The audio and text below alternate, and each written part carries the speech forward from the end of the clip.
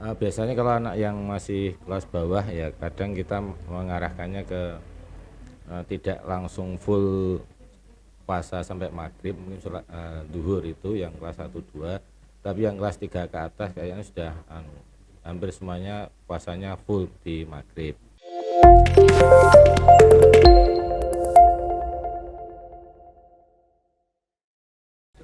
Assalamualaikum warahmatullahi wabarakatuh. Kembali Waalaikumsalam. lagi berjumpa dengan saya di Media Center PCNO Nganjuk.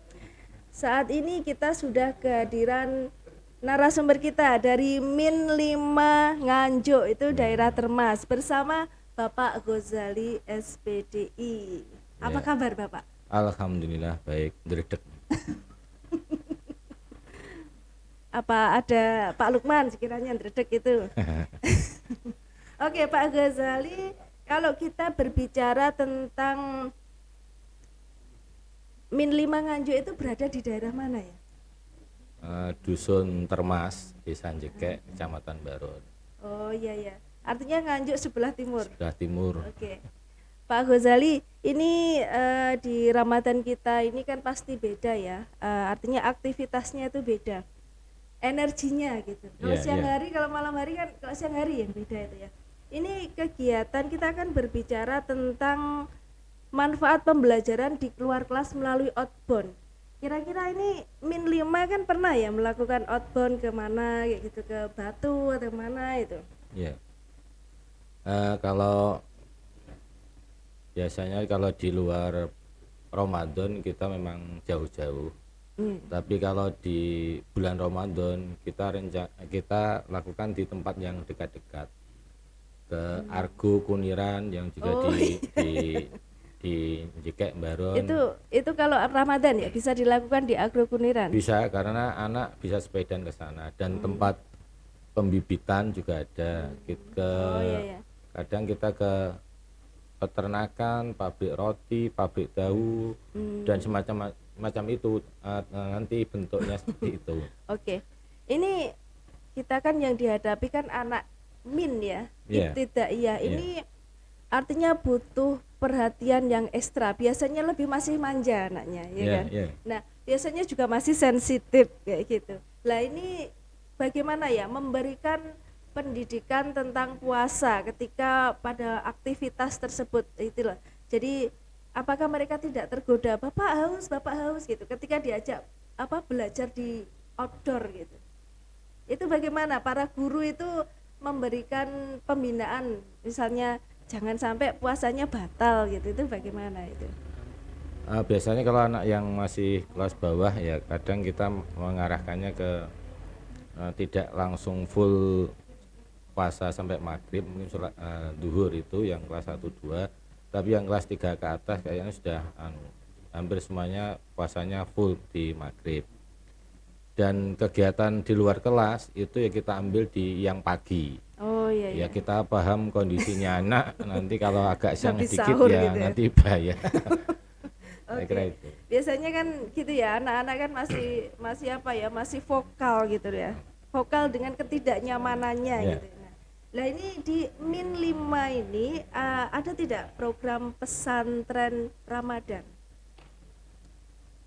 Ada, kita sudah menjadwal selama 7 hari nanti. 7 hari. 7 hari cuma nginapnya 1 kali, baru nginapnya 1 kali. Itu gimana teknisnya kok 7 hari tapi nginap sehari, itu gimana teknisnya itu? Ya pagi nanti sampai jam 2 pulang. Oh. Di hari terakhir nanti sampai sholat buka puasa, taraweh, terus menginap sahur di sekolahan. Pagi setelah kultum, sholat subuh, kultum, kegiatan olahraga sebentar, kemudian nanti setelah sholat duha pulang. Oh iya ya. Ya materi-materi Dan keagamaan. artinya sambutan siswa itu antusias ya dengan program pesantren kilat seperti itu ya. Justru sebenarnya untuk anak diajak bermalam 1 kali ini sebenarnya ya kurang Kurang puas. puas ya. Tapi kadang karena kita baru memulai setelah COVID itu, nanti jangan-jangan orang tuanya kayak apa, anaknya semangat tapi orang tuanya kadang masih di sisi Berarti ini kita faktor apa ya? ini ada dengan program pesantren kilat itu berarti harus ada sinergi kerjasama dengan orang tuanya seperti itu ya. Iya. Dan kalau memulai kita tidak berani mengambil risiko yang berat, Oh, makanya kita masih ambil satu kali. Artinya sebelum program itu terlaksana, artinya berkoordinasi dulu dengan orang tua sehingga apa Iya, ya? iya. Karena latar belakang anak Latar itu belakang kesehatannya anak. berbeda-beda ya. Kadang ada yang kalau tidur tidak bersama orang tua tidak bisa kan juga ada. Itu misalkan ada loh kenyataan di pesantren kilat itu anak yang mencari orang tuanya, bahkan keponakan saya sendiri malah itu jilbabnya gurunya ditarik-tarik kayak gitu ingin pulang lah. Itu misalkan gurunya menghadapi kasus seperti itu bagaimana solusinya kayak gitu. Ya kita punya dua Alternatif. pilihan ya. Bisa karena kondisi tertentu kalau tidak bisa tidur bersama orang tuanya tidak bisa tidur ya kita perbolehkan malam itu tidur di rumah, nanti setelah sahur kembali. Oh, Atau kalau orang tuanya ingin menghendaki tidur mendampingi juga kita sediakan berarti tempat. orang tuanya boleh mondok kilat Bisa. juga. Karena bapak ibu guru yang mungkin pengen nginap tapi tidak tega meninggalkan anak ya Ada ya. ada tempat nginapnya. Itu, Maksudnya tapi, kan kelas lainnya kan masih bisa Tapi dipakai. ada ya terjadi seperti itu ada. Ada. Ya. Oh, alhamdulillah. Dan sekolah fleksibel kayak gitu. Fleksibel. Dan ini apa ya? Berarti artinya dalam puasa ini kegiatan tetap berjalan, tinggal bagaimana memanage kondisinya gitu Iya, ya. iya, Gitu iya. kan. Nah ini motivasi terakhir nih Bapak nih. Bagaimana menurut Anda motivasi kepada para guru PAI? Kita ini kan guru PAI, artinya Iya. guru PAI itu tanggung jawabnya itu tidak hanya sekedar pada penyampaian materi, Iya. pendidikan agama Islam dan budi pekerti kayak gitu. Nah, kadang kita kan menghadapi anak-anak yang di desa paling tidak itu kan sudah pergaulan itu sudah campur ya Pak Ghazali. Iya. Kadang dari tata bahasanya, dari cara sikapnya lah itu bagaimana kita sebagai guru PAI itu memberikan unsur-unsur nilai Islam, akhlak Islam pada anak-anak itu bagaimana? Mungkin ini bisa jadi inspirasi untuk para guru-guru PAI lainnya yang ada di Nganjuk ini. Kalau menurut saya sejak dini anak jangan hanya dihadapkan pada dua hal, halal dan haram. Oh iya. Kalau suguhannya hanya itu, mungkin mereka ketika dihadapkan pada tantangan, pada problema, pada situasi, dia nanti akan larinya ke hal-hal yang justru tidak kita inginkan.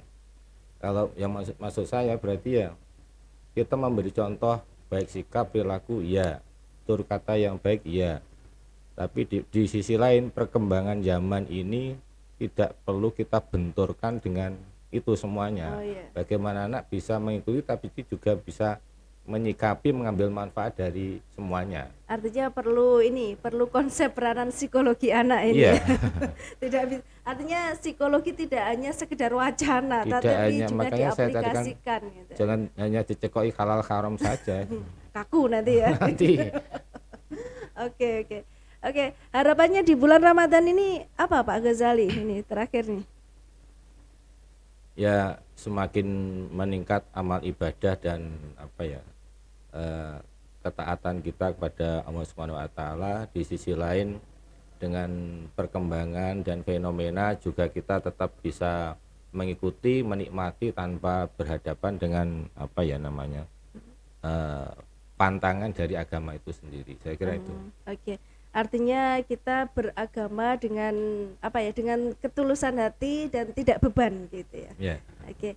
Terima kasih atas kehadirannya Pak Ghazali. Semoga ini bincang-bincang kita ini memberikan inspirasi kepada semuanya dan semoga ini menjadi suatu keberkahan tersendiri buat kita di bulan Ramadan ini. Oke. Terima kasih. Mohon maaf dari kami Media Center PCNO Nganjuk. Wallahu ila aqwamit thoriq. Wassalamualaikum warahmatullahi wabarakatuh. Waalaikumsalam warahmatullahi wabarakatuh.